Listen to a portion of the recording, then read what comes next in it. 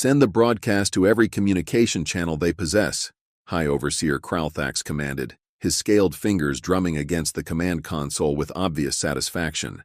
Let them witness the price of defiance. I stood at my observation post, watching the final moments of what we believed would be our greatest victory. How foolish we were, how monumentally, catastrophically wrong.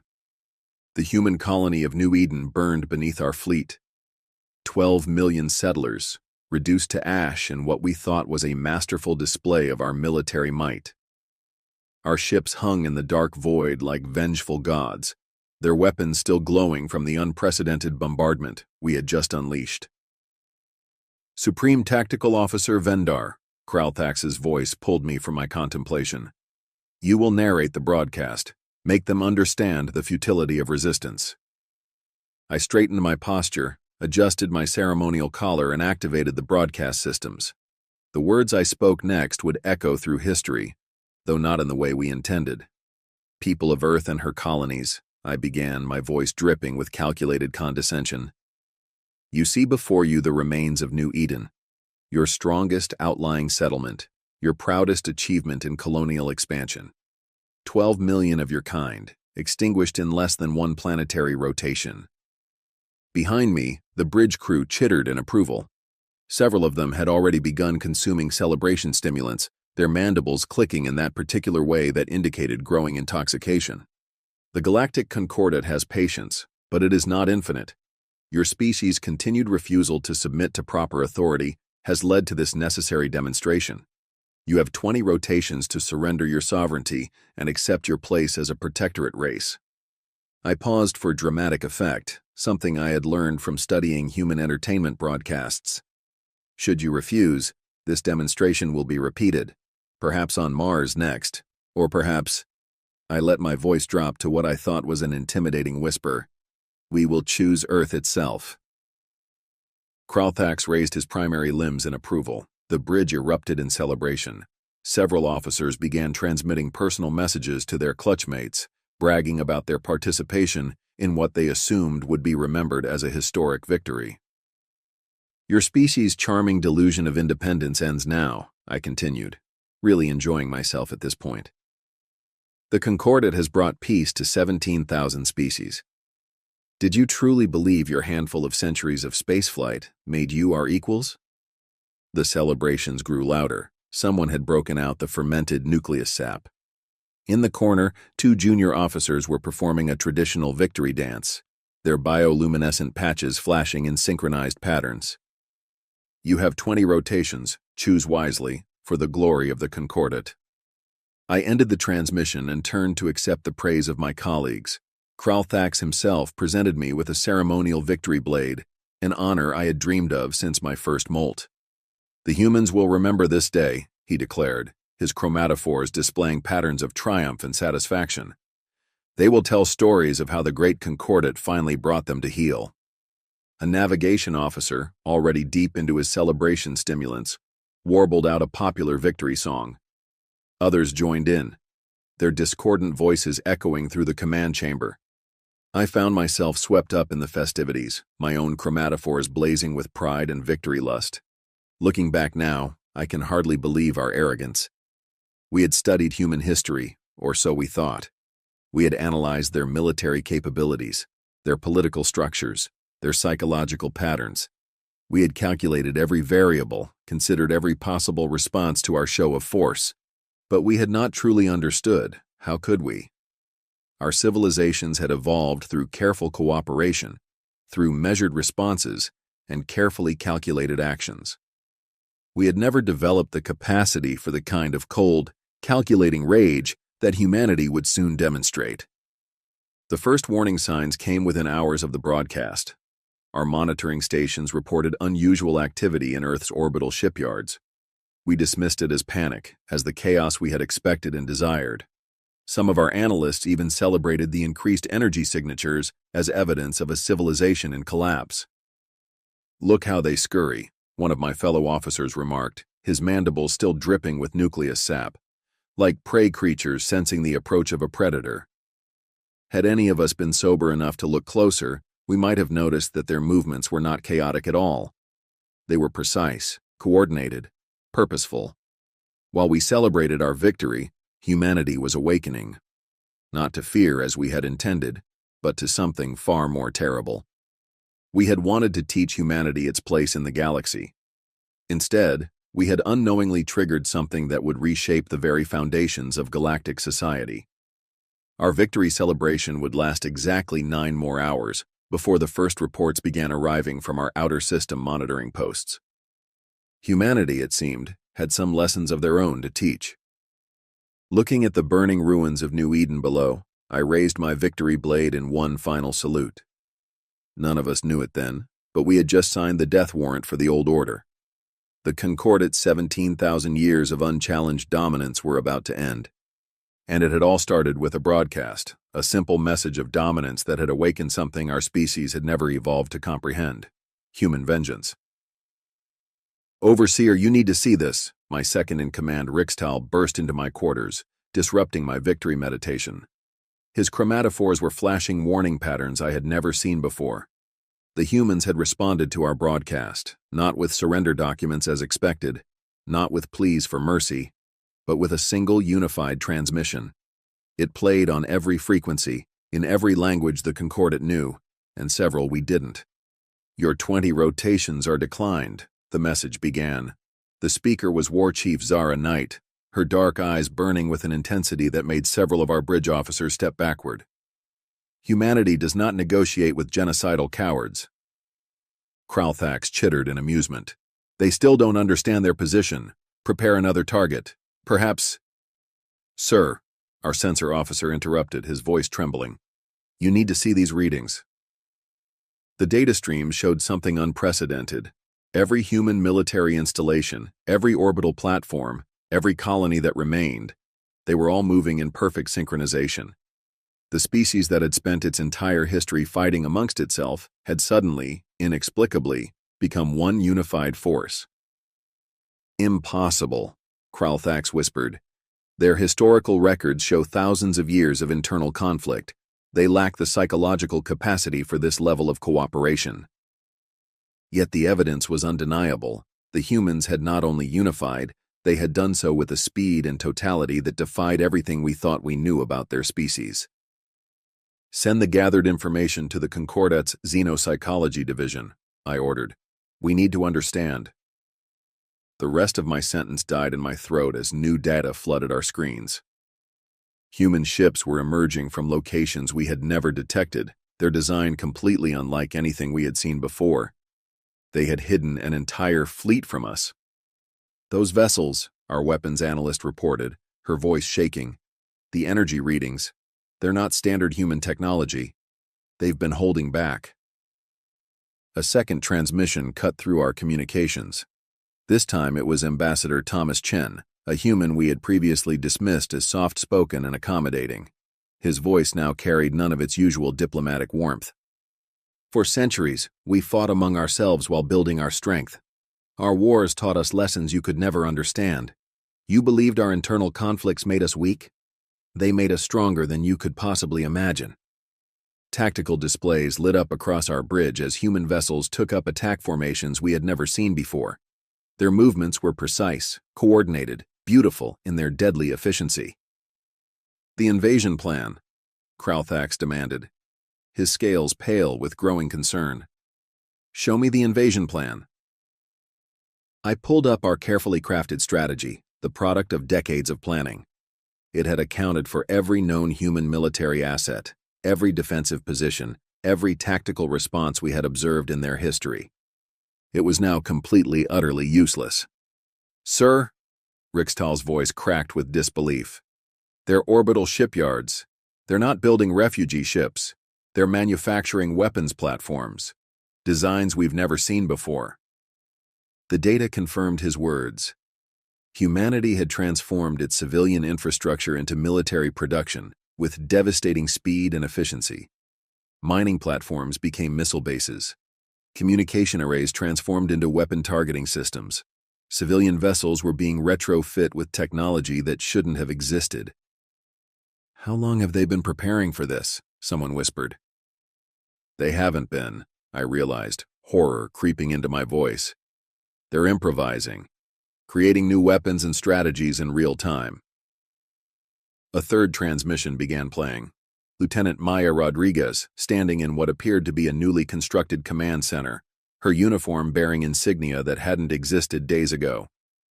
"You thought our divisions made us vulnerable," she said, her lips curved in what humans called a smile, but which contained no warmth or mercy. "But they forced us to become adaptable, creative. Every war, every conflict, every battle in our history was practice for this moment."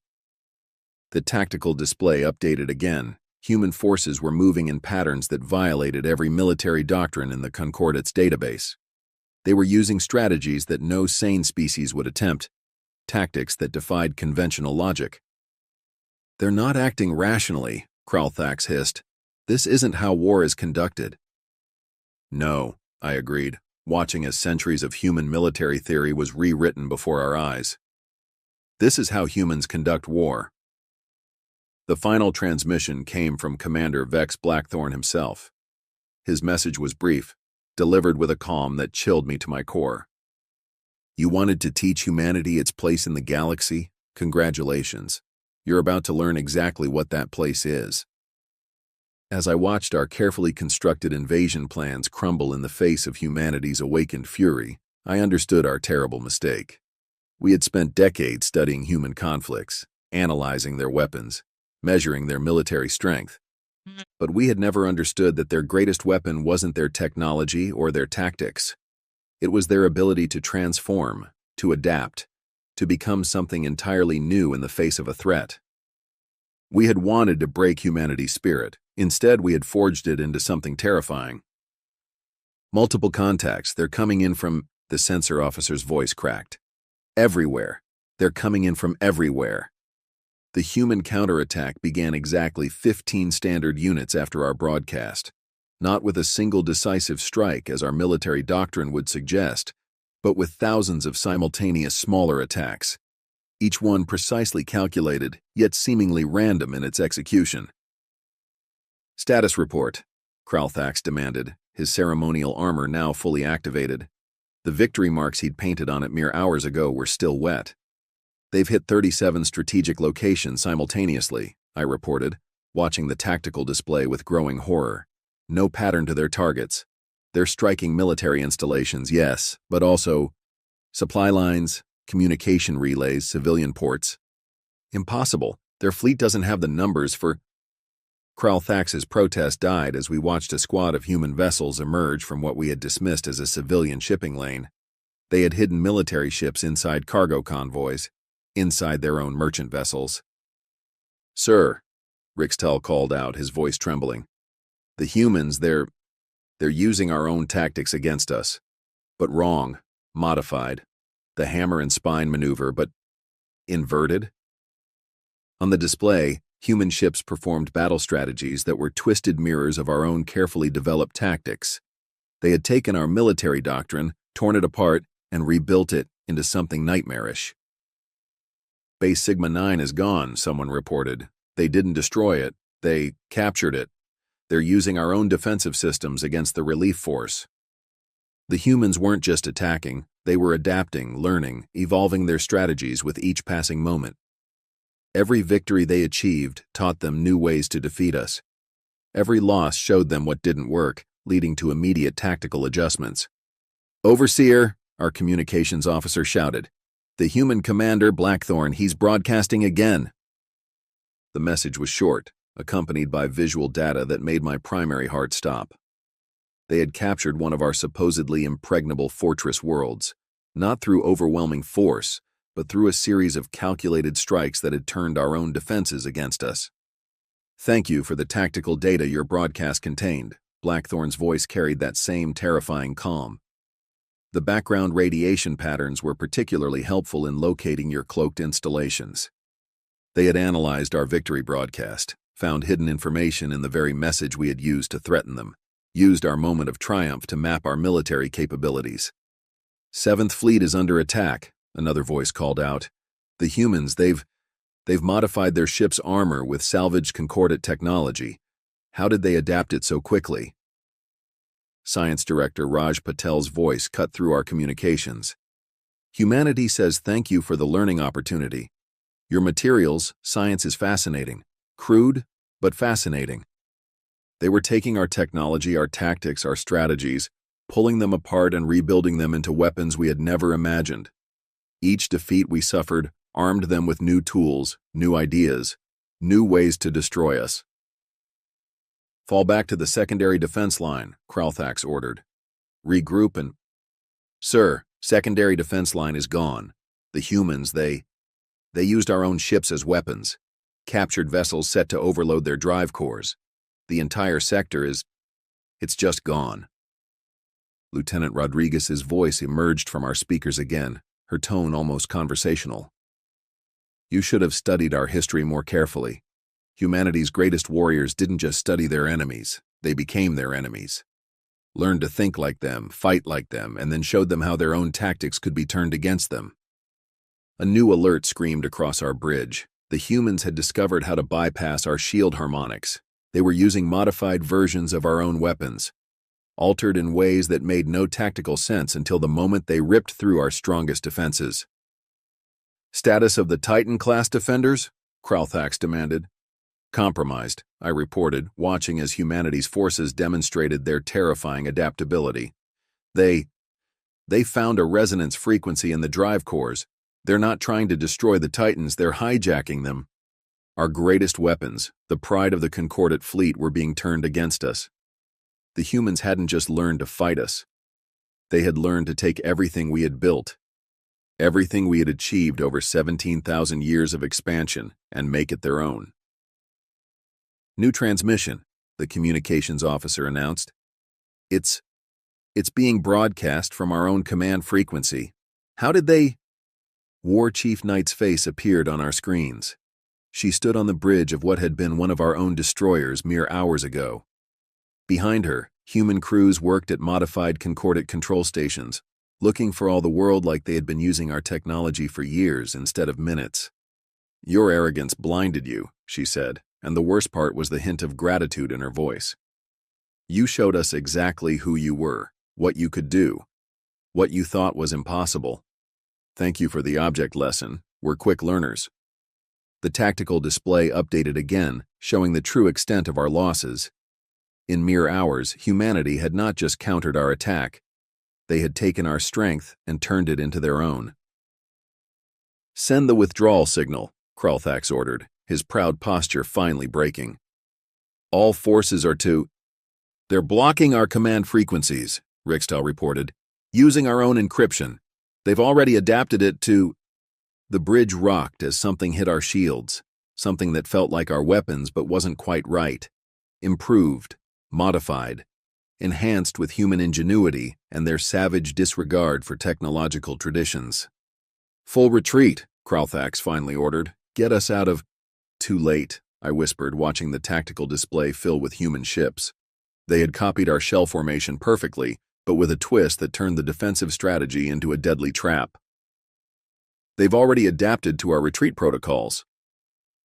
Commander Blackthorn's final message of the day played across every screen on our bridge. We're not done learning yet. Show us more. Show us everything you can do, so we can show you how it should be done. Looking at the remnants of our once proud fleet, I finally understood humanity's true nature. They weren't just warriors or survivors or adapters. They were students of war, and we had just given them the most comprehensive education in galactic military history. And they were proving to be excellent students indeed.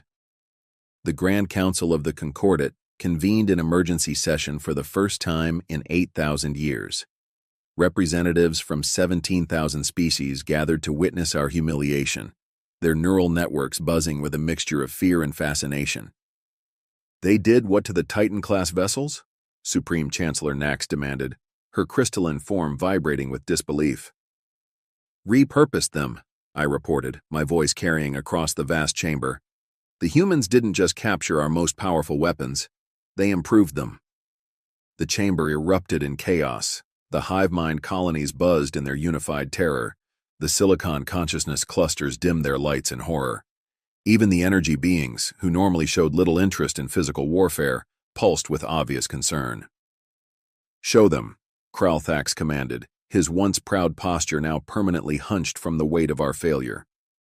The holographic display activated, showing footage from our recent defeats.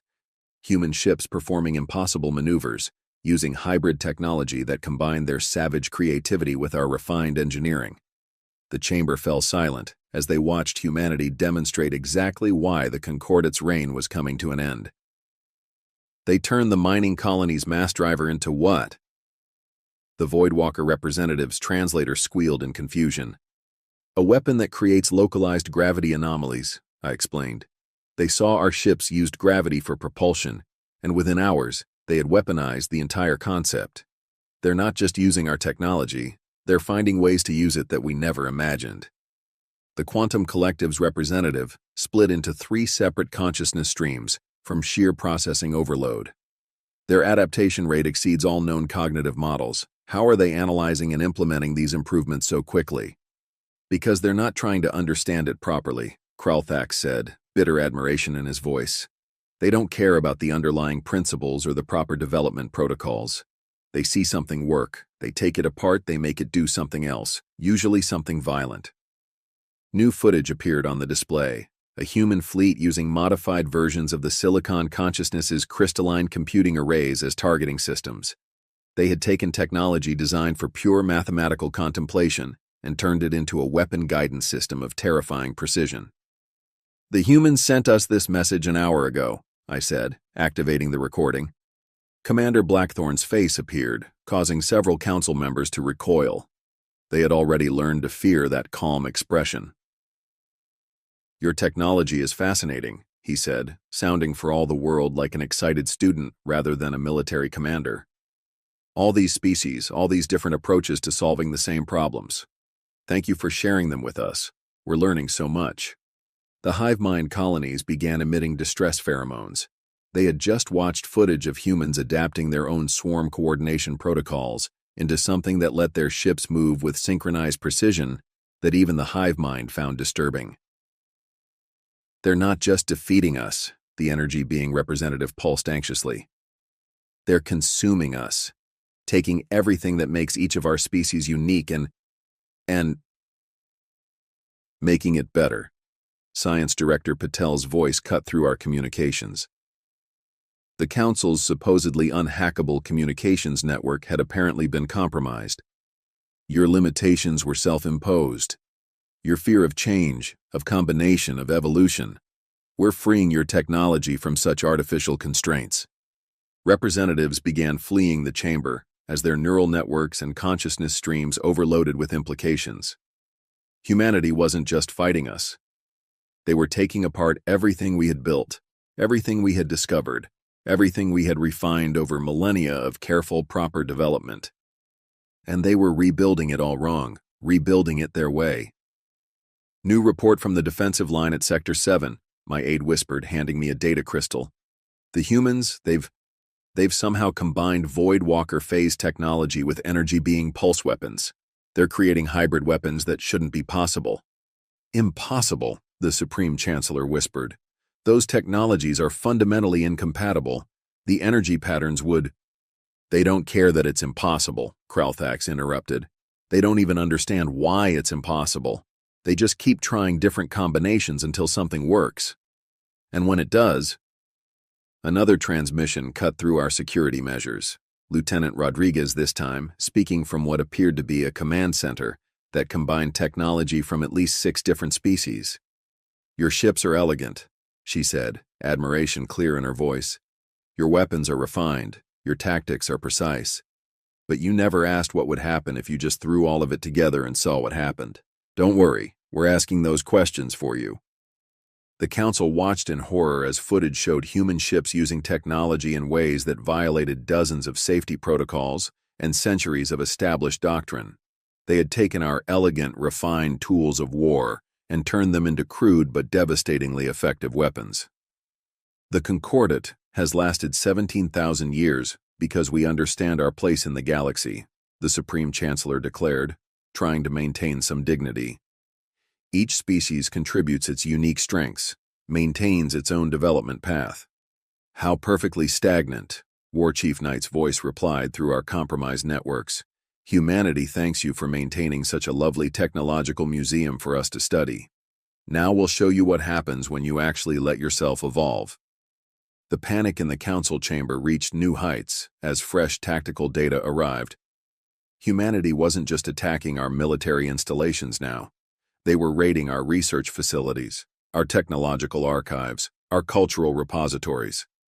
Taking everything we had learned, everything we had built, everything we had carefully maintained in its proper place. And they were changing it all. We should never have provoked them, I heard someone whisper.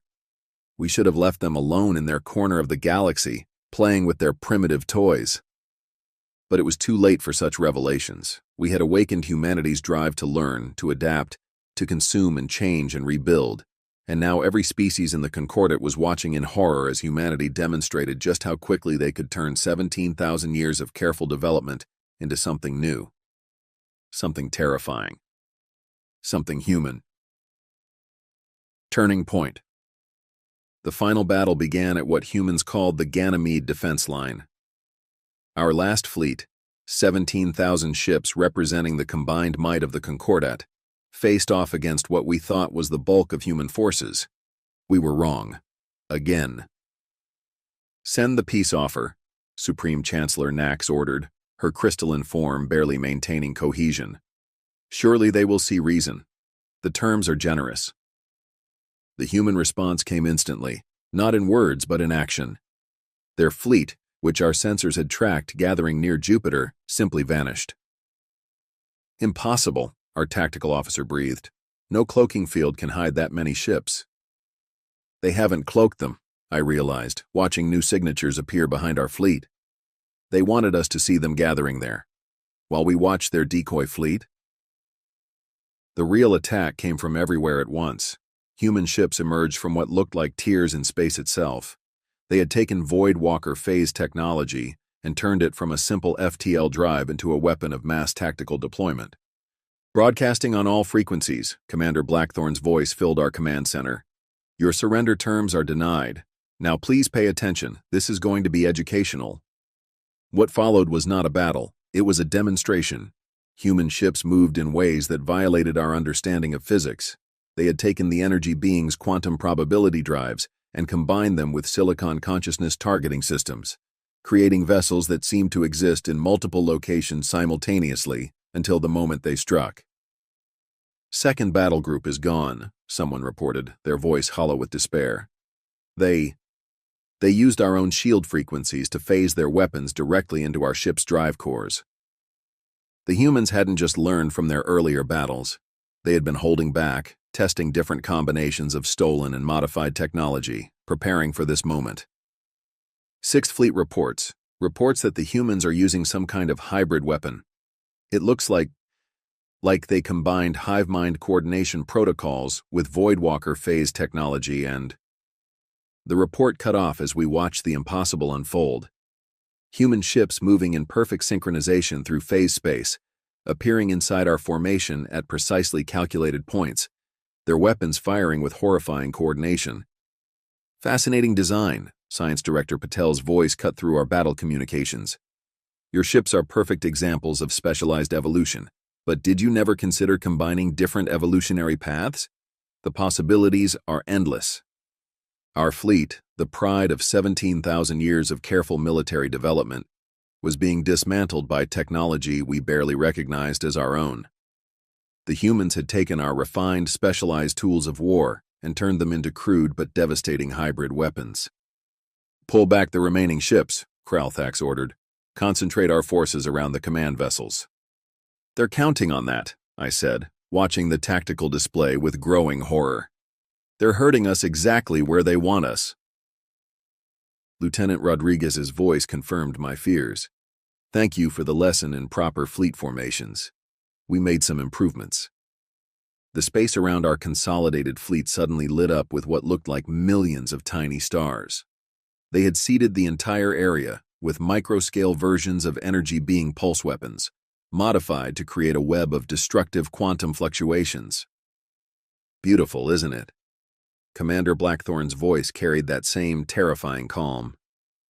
We noticed your species never miniaturized the pulse technology.